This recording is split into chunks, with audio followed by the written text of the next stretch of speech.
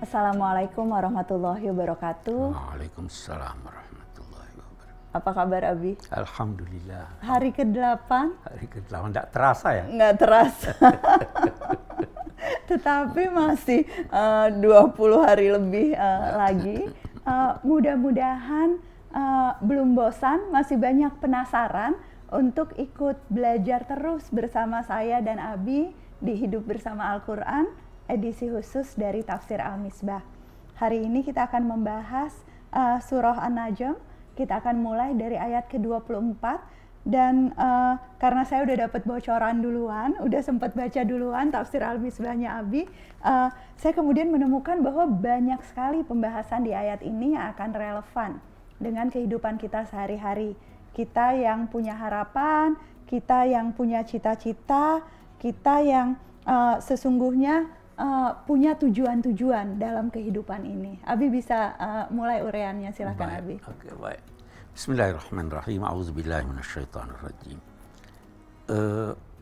Ayat kita ini bertanya, tapi pertanyaan yang mengandung sanggahan. Okay. Dikatakan di sini, amlil insani ma tamanna. Apakah manusia itu mampu bisa memperoleh semua apa yang diharapkannya? Pertanyaan tapi sanggakan, tidak. Tidak semua apa yang kita harapkan dapat tercapai. Semua manusia wafat membawa harapan yang tidak terpenuhi di dunia, ya kan? Dulu itu orang-orang berkata perahu itu diarahkan oleh angin yang tidak dikehendaki oleh penumpangnya. Jadi begitu. Oke. Amlil insani ma tamanna. Kaum musyrik ini punya harapan banyak. Misalnya mereka harapkan jangan Nabi Muhammad yang jadi nabi, biar orang lain aja. Mereka harapkan bahwa agama ini yang dibawa oleh Nabi tidak berhasil. Mereka harapkan agar supaya mereka mendapat kedudukan yang tinggi. Manusia semua punya harapan. Nah, dia boleh berusaha untuk mencapai harapannya, tapi dia harus ingat bahwa di atas dia ada Tuhan. Ada kuasa Allah. Ada kuasa Allah. Amlil insani ma tamanna, maka dinyatakan harusnya falillahil akhiratu wal ula. Milik Allah. Yang mengendalikan ini semua adalah Allah, baik di dunia maupun di akhirat. Nah, tapi Abi mau berkata begini, jangan kalau begitu berkata, kalau begitu pasrah aja. Kita pasrah aja. Kemarin Abi ada dapat pertanyaan dari orang, qul la yusibana illa ma kataballahu lana. Ucapkanlah bahwa tidak ada yang menimpa kami kecuali apa yang ditetapkan Allah pada kami. Jadi katanya, udah deh, tidak usah peduli dengan corona, kita tidak akan ditimpa kecuali itu penafsiran yang keliru. Kalau sudah terjadi apa yang Anda tidak harapkan, kembalikanlah pada Allah. Ini kehendak Allah. Tapi kehendak Allah itu ada yang dia kaitkan dengan pemenuhannya akibat usaha manusia yang direstui Allah. Nah, kalau dia sudah berusaha lantas tidak bisa, baru kita kalau tidak ada. Falillahil akhiratu wal ula. Kenapa dibilangnya hanya milik Allah kehidupan akhirat dan dunia? Ya. Kalau kita biasanya bilangnya kan dunia dan akhirat. Ini tapi di ayat ini akhirat dan dunia. Ada maknanya? Iya, bagus. Antara lain yang Abi tergambar sekarang. Antara lain bahwa penekanannya pada akhirat karena di sana jelas sekali kehendak Allah. Okay. Nah, itu sebabnya juga di surat Al-Fatihah dikatakan Maliki Yaumiddin, pemilik hari pembalasan akhirat. Karena di dunia masih ada orang yang tidak akui Tuhan. Maka di sini dinyatakannya, hei, Allah yang menentukan. Yang di akhirat dia sendiri, tidak ada yang lain yang bisa berusaha untuk itu. Semuanya, apapun harapan kita tentang kehidupan akhirat, itu sesungguhnya dan sudah menentukan tidak bisa akhirat. ada usaha. Dan nggak ada usaha lagi. Ya kan? Tapi di dunia kita usaha. Nah, untuk membuktikan itu, lanjutan ayat ini menjawabkan, wa kam mim malakin fis samawati la tughni syafa'atuhum syai'a illa min ba'di an ya'zanallahu lahu liman yasha'u wa yarda. Semua malaikat, kam min, biasanya orang mengatakan banyak di antara malaikat. Tapi sebenarnya maksudnya di sini bukan banyak. Karena kalau kita berkata banyak, ya ada 1-2 yang bisa. Betul. Tidak. Maksudnya di sini semua malaikat. Malak itu bentuk tunggal dari malaikat. Beda dengan bahasa Indonesia kan. Malaikat itu satu. tunggal. Sebenarnya itu bentuk jamak. Malak itu artinya utusan. Malaikat itu utusan Allah yang diutusnya untuk mengelola sesuatu. Jadi hukum-hukum alam itu, kata Syekh Muhammad Abduh, bisa jadi itu bentuk dari malaikat. Malaikat melakukan sesuatu sesuai dengan perintah Allah untuk menjalankan hukum alam. Tidak, oke ya. Wa kam mim malakin di as-samawat. Dia tidak katakan di bumi. Karena apa? Langit lebih tinggi dari bumi, lebih ini. Dan samawat bentuknya jamak. Jadi di seluruh langit ini, semua malaikat tidak akan berguna syafaat mereka sedikit pun. Syafaat itu adalah, Habib beri gambaran tentang syafaat. Si A menginginkan sesuatu pada si B, tapi dia tidak bisa pergi kepada si B. Kedudukannya terlalu rendah untuk pergi kepada si B. Maka apa yang dia lakukan? Dia pergi kepada si C. Tolong beritahu B. Itu syafaat. Di hari kemudian ada keadaan seorang tidak berdaya. Bagaimana caranya ini? Dia Minta syafaat. meminta syafaat kepada orang-orang yang dekat kepada Allah. Nah, di sini dikatakan malaikat-malaikat tidak bisa memberi syafaat sedikit pun, walaupun malaikat tidak durhaka, tidak ada dosanya, dekat kepada Allah. Yang itu pun tidak bisa memberi syafaat sedikit pun kecuali setelah mendapat izin dari Allah. Nah, izin itu izin untuk meminta dan izin untuk memintakan. Jadi ada dua. Ya Allah, saya meminta. Oke deh, mintalah. Saya izinkan kamu minta. Tapi tunggu dulu, siapa yang kamu mau mintakan? Ya. Oh, si A. Jadi meminta untuk siapapun harus diizinkan. Jadi butuh izin Allah untuk meminta, butuh izin Allah untuk memintakan, dan kemudian kalau lihat lanjutan ayatnya maka hanya yang diridhoinya. Hanya yang diridhoinya.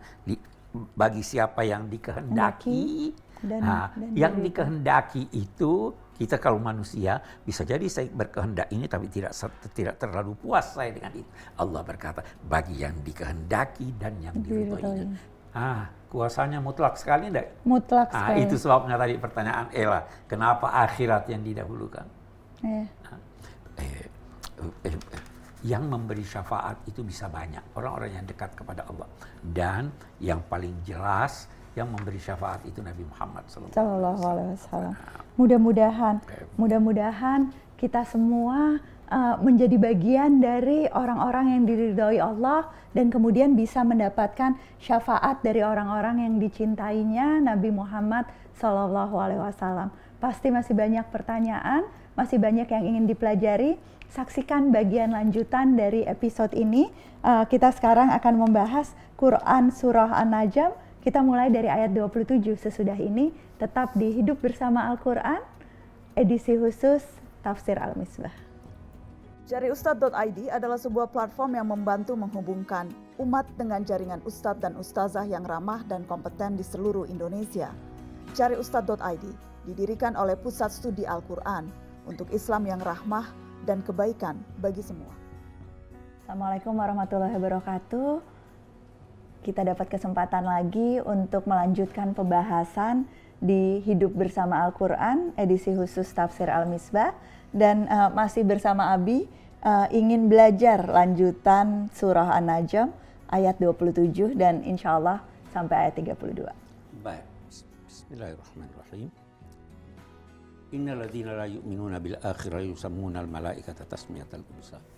Sekali lagi berbicara tentang orang-orang yang tidak percaya hari kiamat. Betul. Dan berbicara tentang penamaan mereka, malaikat-malaikat itu dengan nama-nama perempuan. Kita sudah bicara banyak tentang sikap kaum musyrik terhadap perempuan. Beberapa kali dibahas di surah ini ya, Bi. Wa ma lahum min ilm in yattabi'una illa dhann. Mereka itu tidak mempunyai pengetahuan. Mereka hanya mengikuti perkiraan-perkiraan mereka, sedangkan az-zann, perkiraan-perkiraan itu sama sekali tidak dapat berguna untuk mencapai suatu kebenaran. Kebenaran harus dicapai berdasar pengetahuan, jangan kira-kira. Maka fa'arid amman tawalla an dzikrina wa lam yurid illal hayatad dunya. Maka berpalinglah dari orang-orang yang berpaling, yang tidak menghiraukan peringatan-peringatan kami. Beberapa hari yang lalu kita katakan berpaling bukan berarti meninggalkan. Betul. Tetapi jauhi sikap kasar mereka, tapi teruslah berlanjut. Ada hal yang menarik di sini yang kita perlu. Walam yurid illal hayatad dunya. Mereka itu tidak menghendaki, tidak melakukan kegiatan kecuali untuk kehidupan dunia. Dia tidak menoleh ke akhirat. Atau kita ada itu doa sapu jagat kan sebelumnya. Wa minan nasi may yaqulu rabbana atina fid dunya. Dia tidak katakan hasanah lagi di situ. Ya Allah, anugerahilah kami di dunia ini. Dia tidak bilang hasanah atau tidak hasanah. Malahum fil akhirati min khalaq. Di akhirat dia tidak dapat apa-apa. Tetapi yang bagus itu atina fid dunya, di dunia, tapi yang kita minta yang hasanah, yang baik. Dan di akhirat juga hasanah. Orang-orang ini tidak mempunyai keinginan sedikit pun, tidak menyinggung sedikit pun tentang kehidupan akhirat karena keinginannya hanya di dunia. Di dunia pun bukan yang hasanah gitu. Bukan al-hasanah, Betul. ya toh. Ya. Itu sebabnya pesan ulama, pesan agama kalau berdoa jangan hanya doa untuk kepentingan dunia. Ya Allah, mudah-mudahan saya lulus. Ya Allah, mudah-mudahan saya dapat ini. Doa juga untuk akhirat. Oke. Dzalika mablaghuhum minal ilm. Itulah batas pengetahuan mereka. Mereka hanya tahu yang lahiriah aja. Tidak tahu yang batin, tidak tahu ini. Hanya tahu yang fana, nggak tahu yang kekal. Ya.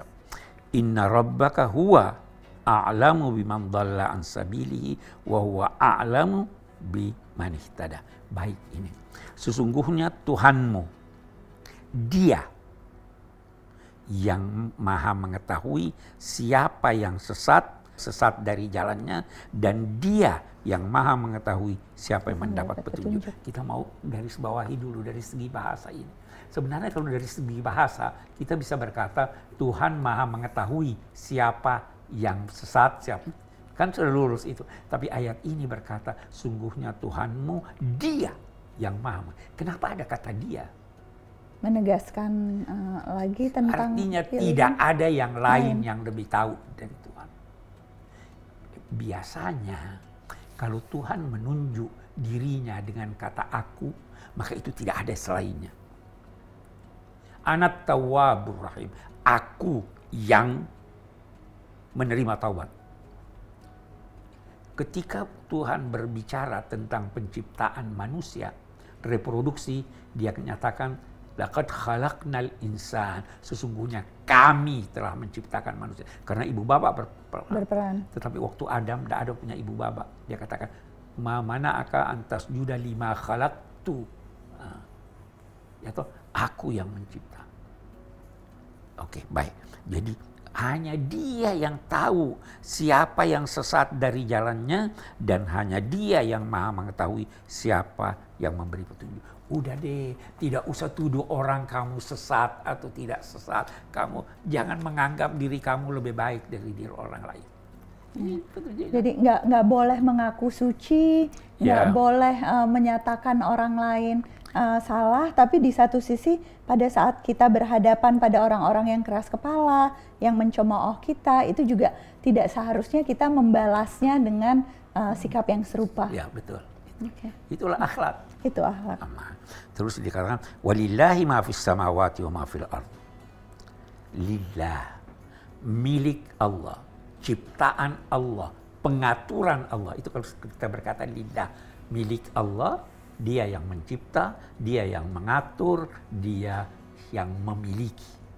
Milik Allah apa yang di langit, semua langit, dan apa yang di bumi. Liyajziyalladzina amanu bima amilu. Dan pada akhirnya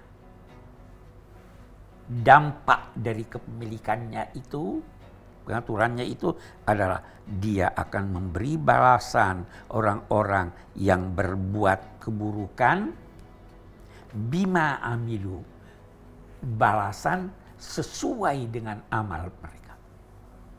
Wa yajziyalladzina ahsanu bil husna, dan memberi balasan orang-orang yang berbuat baik dengan balasan kebaikan. Jadi ini tuh menjadi penjelasan tambahan dari ayat sebelumnya ya, Bi. Di ayat sebelumnya kan seolah-olah Allah udah tahu siapa yang sesat, siapa yang sebetulnya berada di jalan yang benar, tetapi di sini kemudian ditegaskan bahwa manusia punya pilihan, dan yang kemudian diberikan Allah itu ya balasan atas pilihannya dia. Pengetahuan Allah itu, pengetahuannya tidak menghalangi seseorang untuk bekerja. Abi Ella juga begitu kalau ngajar. Sudah tahu ini pasti tidak lulus, ini malas dia. Tetapi ketidaklulusannya bukan karena Ella tahu. Tapi karena dia nggak belajar. Begitu juga Tuhan tahu ini sudah begini, ini sudah begini. Tapi dia tidak mau jadikan itu alasan untuk ini. Kamu kerja. Lihat jaladina.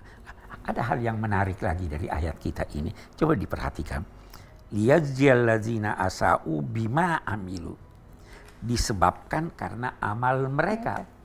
Tetapi waktu dia berkata dan memberi balasan orang-orang yang berbuat baik dengan kebaikan, dia tidak sebut disebabkan karena amal mereka. Ya. Anda dapat sorga bukan karena amal Anda.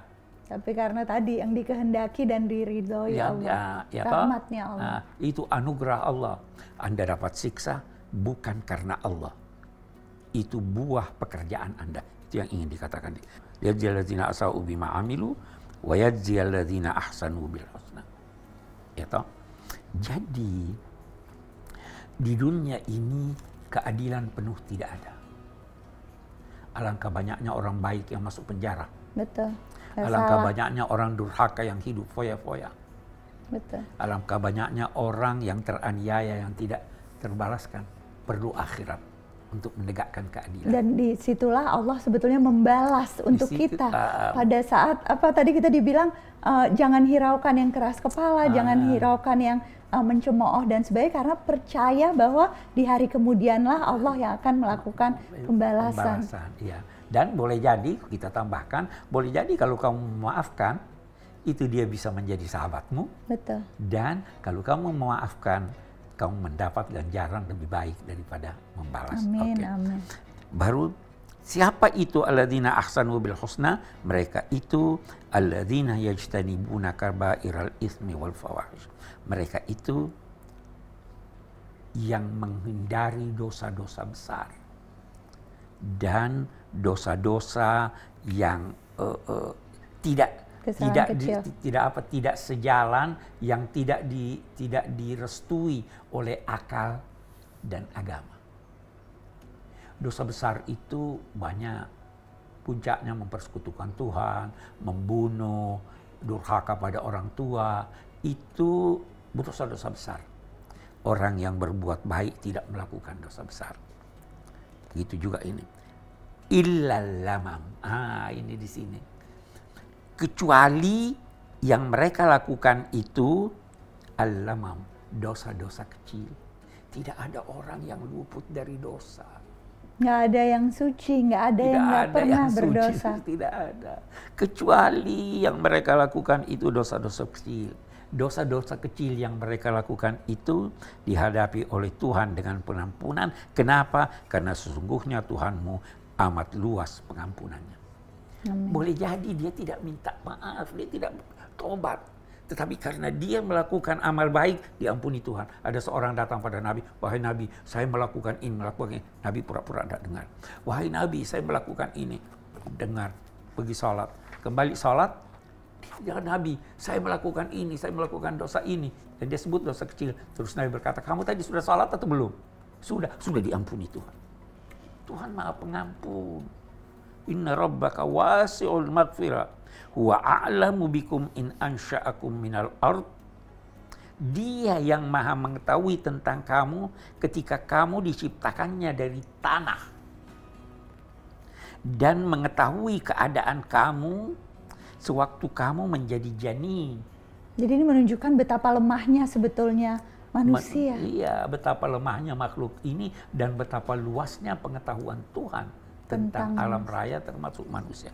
Dia tahu waktu kamu ini bagaimana bertemunya sperma dan ovum, bagaimana dia membelah, bagaimana dia dan seterusnya. Dia tahu semuanya itu.